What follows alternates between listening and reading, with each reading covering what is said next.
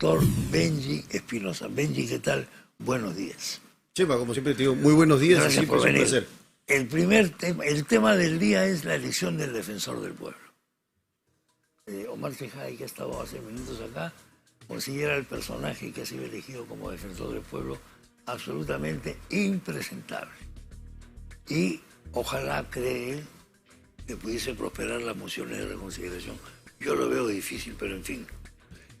¿En qué estamos en este momento? ¿Qué ha pasado? También lo veo difícil, pero hay que recordar que la elección del defensor del pueblo, conforme el propio mandato constitucional, es política.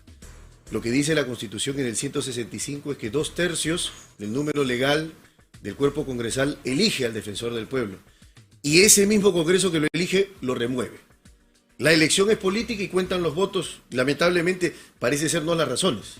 Porque, veamos, antes de la propuesta, no fue una terna, sino fueron dos quienes quedaron finalmente, Josué Gutiérrez y otro más, para que el Pleno elija. Hay un trabajo previo que se hace, un trabajo de filtro que hace la comisión evaluadora, claro. ¿Correcto? En la evaluación hubo candidatos de notoriedad con irrefutables credenciales en defensa de los derechos humanos. Voy a referirme a dos particularmente.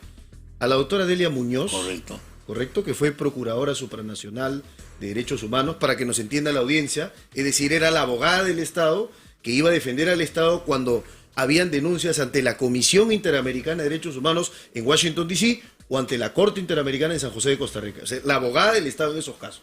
Además, con una maestría en Derechos Humanos en la American University, que es una de las mejores universidades americanas en Derechos Humanos. Okay. Toda su carrera y trayectoria la avalaba. Y está además el joven abogado, ex viceministro de Justicia, Miguel Ángel Soria Fuerte, profesor de Derechos Humanos, autor de publicaciones sobre la materia. Entonces, a mí me parecía que de lo que yo pude ver de las personas que estaban postulando, que fueron finalmente convocadas, que estaban en la preselección, ellos dos eran los más notables, y entre los dos estimaba que lo ideal sería tener o a una defensora del pueblo o a un defensor del pueblo entre ellos dos. Lamentablemente no fue así. Entonces, lo que tenemos que preguntarnos es, está bien, el Pleno decidió con 88 votos hoy, José Gutiérrez es el defensor del pueblo, pero hay que saltar la vista hacia atrás. Y la pregunta es, ¿qué hizo la comisión especial? ¿Por qué llevó finalmente a proponer a quienes propuso? ¿Y por qué desacreditó, descalificó a los otros, que estaban, a mi modo de ver, mucho más calificados? Bueno, indudablemente, ¿no? Por títulos, por estudios, por todo, está clarísimo que es así. Por lo menos en los papeles, por lo menos en la teoría. Los dos han estado acá en el programa. Estos dos, Soria y la doctora Delia Muñoz, personas muy articuladas. Y ahora ha salido este personaje que mucha gente lo ve muy mal. Pero la pregunta que se hace es, ¿qué es preferible, no tener defensor a tener defensor? No, debemos tener uno. Eso es fundamental. Para que nos entienda la audiencia también. ¿A cualquier precio? No a cualquier precio, pero finalmente también tiene que haber responsabilidades entre los que eligen, ¿no es cierto? A ver,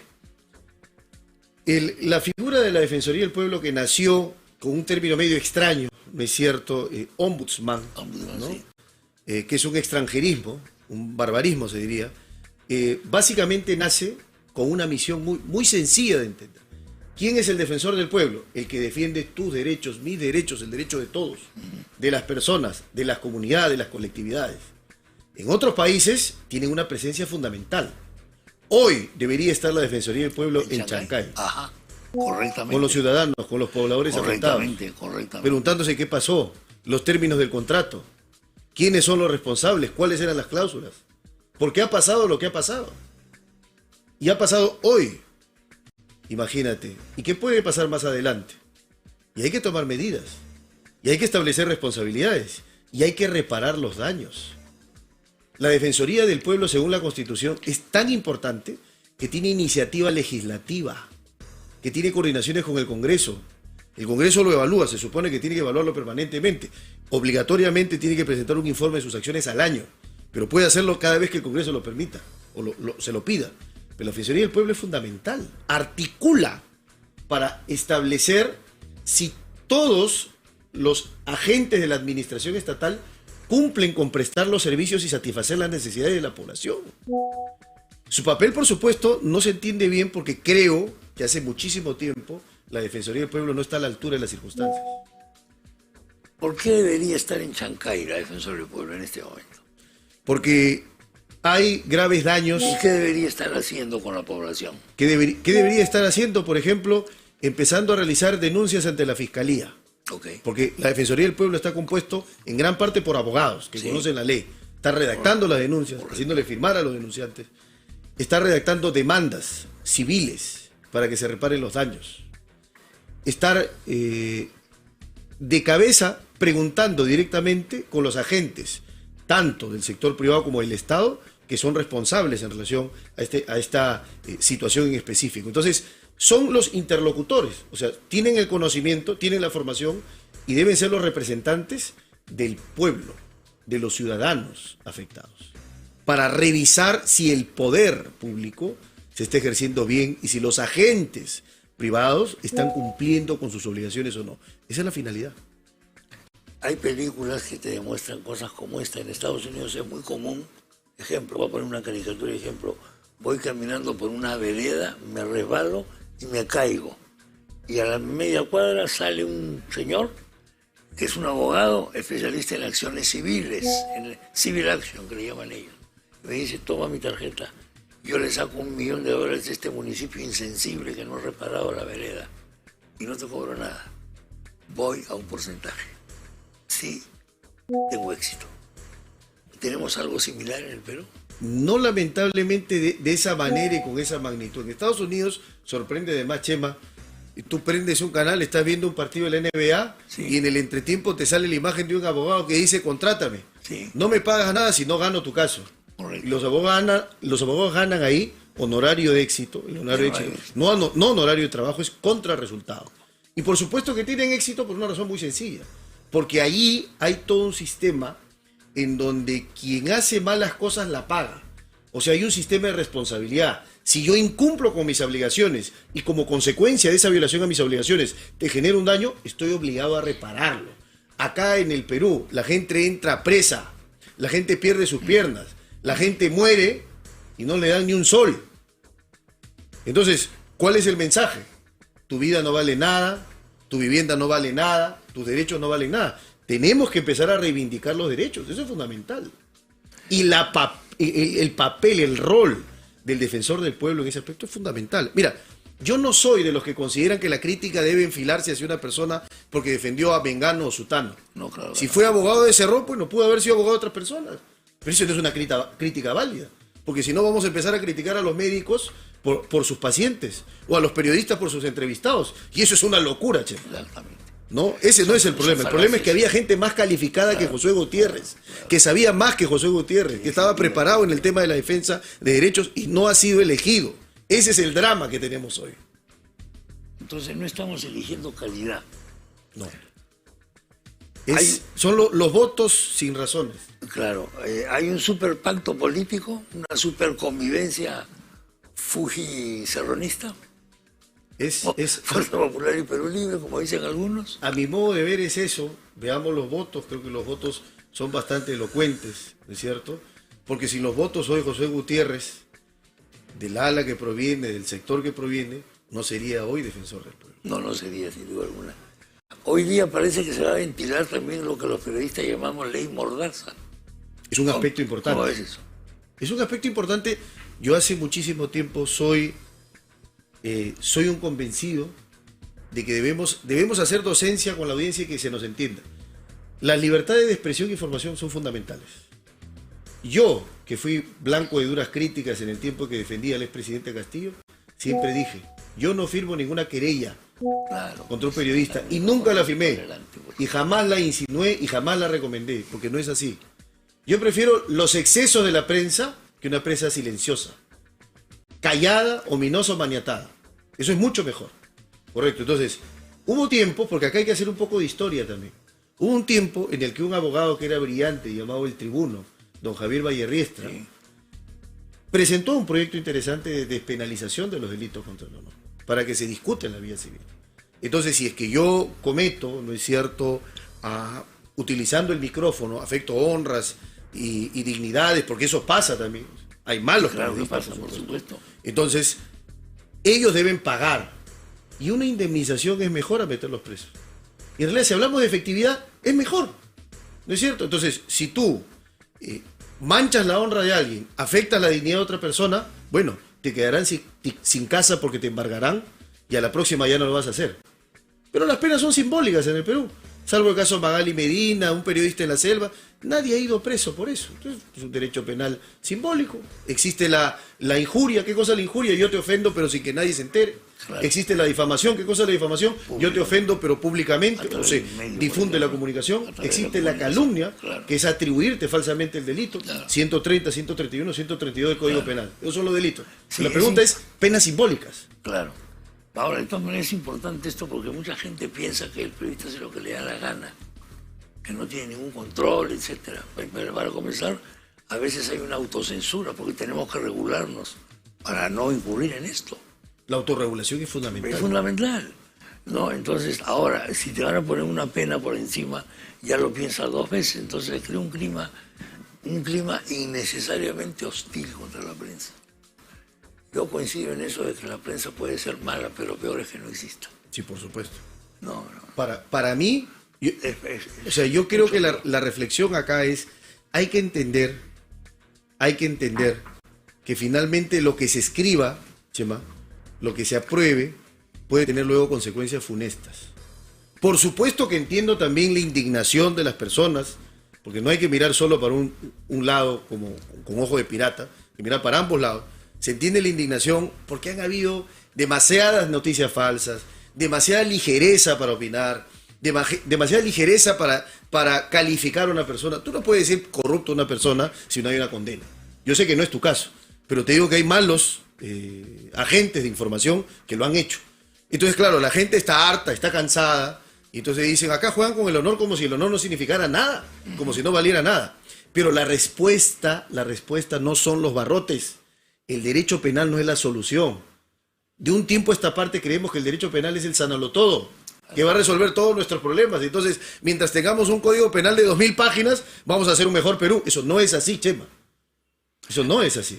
La otra cosa es aumentar las penas, es el antídoto para todo. Y estamos aumentando penas. Es como tanto como decir que con la pena de muerte a los violadores vamos a acabar con los violadores. Eso no es así. Ahora, si tú sometes a un referéndum una pena de muerte contra violadores, el pueblo va a votar que sí, ¿eh? Sí. Pero eso no soluciona nada. Y lo puedes hacer solamente por populismo, porque eso es muy barato. Y ahí entramos... Pongo pena de muerte, aumento la pena a 35 años. Y ahí entramos ese es el problema. A desentrañar y a dejar muy claro que no puede ser la grita de la mayoría, las voces de la mayoría, del momento, del tumulto. Hace muchísimo tiempo, tú sabes, Ortega Gasset trabajó muy bien esto sobre la rebelión de las masas. Entonces, cuando las masas son enardecidas, inducidas hacia un punto, pueden tomar las peores decisiones. Entonces, se supone que en el Congreso, digo que se supone, porque tengo, no todos, pero tengo mis fundadas objeciones para dudar de las formaciones de varios de los miembros que están ahí, se supone que debería ser una cámara de reflexión, de razón que sujete a la pasión. La pasión dice, metámoslos presos a todos. La razón dice, no es lo mejor, no es lo adecuado y además es ineficiente. Chema. Hablando de Ortega y Gasset, este libro está apareciendo la segunda edición de Jara. Es una segunda edición aumentada porque viene con lo último que tenemos acá. ¿Qué ha pasado en estos días? José Ortega, citado por Jara, dice lo siguiente: ser de izquierda es como ser de derecha, una de las infinitas maneras que el hombre puede elegir para ser un imbécil, dice. Ambas, en efecto, son formas de la hemiplegia moral. José Ortega. ¿Qué opinas del caso? ¿Era previsible que Elian se vaya a Israel? Sí. Era previsible. Y lo dijimos acá. Acá, ¿no? Acá sí. Sin ser oráculo, porque esto era previsible en función de lo que consideraba. O era Bélgica o era Israel. Decidió por Israel y estoy 99.99% seguro, de que no llegar al 100%, de que a Elian no la vamos a ver. Por más procesos que hayan, por más pedidos de detención con fines de extradición, por más requerimientos que hayan, no. La va a proteger. Eso es con Nacional. Sí, sin duda que la va a proteger. Como Japón protegió a Fujimori y como otros países van a proteger también a su nacional, ¿no? Claro. Sobre todo de fuera de América Latina. Por mucho tiempo se especuló de que Toledo venía con información bajo el brazo, que iba a caer, no quedaba títere con cabeza, de los empresarios, que esto y que lo otro. Parece que esto se va desvaneciendo, por lo menos en el caso por el cual ha sido traído al Perú. Sí, a ver, veamos. No podríamos hoy concluir que Toledo no va a ser colaborador. Y si lo fuera, y hay una estrategia buena de defensa, el abogado no debería decir que está iniciando la colaboración. Así que de esto nos enteraremos si es que se filtra algo. Ahora, las filtraciones pues siempre se han dado, así que deberíamos saber si es que Toledo finalmente está iniciando la colaboración. Recordemos que el proceso de colaboración es un proceso bajo 7 llaves, se supone, reservado. ¿Quién sabe que alguien está colaborando? El fiscal, que recibe la información, el propio colaborador y su abogado, nadie más. De hecho, solo se entera el juez cuando le presentan la solicitud de colaboración para que el juez la homologue, la acepte o la rechace. Pero antes de eso, solo el fiscal, colaborador, su abogado, nadie más. Entonces, si no se filtrara la información de la colaboración de Toledo, todavía no podría ser. Pero esto es ahora, Sí, porque Toledo está acusado. sí. Pero imagínate un Toledo condenado. 15 años para Toledo es una pena de muerte, ¿no? Sí, seguro. Y la pregunta es, ¿eso puede cambiar el escenario? Por supuesto que sí. Así que yo creo que todavía no pueden cantar victoria aquellos que todavía no han sido delatados por Toledo. Estoy seguro que muchos están con miedo de ser delatados. Hay un interrogante ahí. ¿Lo ha visto usted a su ex cliente, el señor Castillo? No, hasta el momento ¿Lo no. piensa visitar o no? Podría ser, pero hoy no podría serlo, hay demasiada agitación. Todavía esto, la marea sigue alta, roja. Entonces, yo voy, van a pensar que estoy retomando la defensa. Ya todos los días estoy cansado de contestar a las personas que no entienden, que dicen, no, que cómo abandonaste. Yo no abandoné a nadie. Yo tenía unos términos de la defensa. Se abandonó mi confianza. Okay. Yo fui renunciado implícitamente cuando a mí se me ocultó decir lo que se debía haber dicho. El abogado es tu confesor. Y si no confías en tu abogado, entonces el abogado tiene que dar un paso al costado. Así de sencillo para que entienda la gente. O cree la gente que uno tiene que morir con la persona. Porque ese es el buen abogado, el bonzo. Yo no creo eso. El buen abogado es aquel que plantea una defensa acorde al derecho. Y yo fui el que estuve contra las cuerdas. Y con todos, con tirios y troyanos, contestando siempre, dando la cara por él. Pasó lo que pasó, no me enteré, se me ocultó. Lo que correspondía era no avalar una infracción a la Constitución. Si no, no estaría acá contigo, Chema. ¿Qué clase de abogado sería? Uno cuando estoy al lado del poder, defendiendo al hombre más poderoso, y ahí sí digo hay que respetar la Constitución, y cuando mi cliente la viola digo, hay que mirar por otro lado, soplo la pluma por otro lado. ¿Qué cosa sería eso? Inconsecuente. Yo no soy inconsecuente. Bueno, Benji, gracias por la visita. Muchas gracias, Chema. Estamos en contacto para tratar varios temas. Es importante desde tu punto de vista. Gracias, Muy Chema. amable. El doctor Benji Espinosa, señoras y señores, estuvo con nosotros.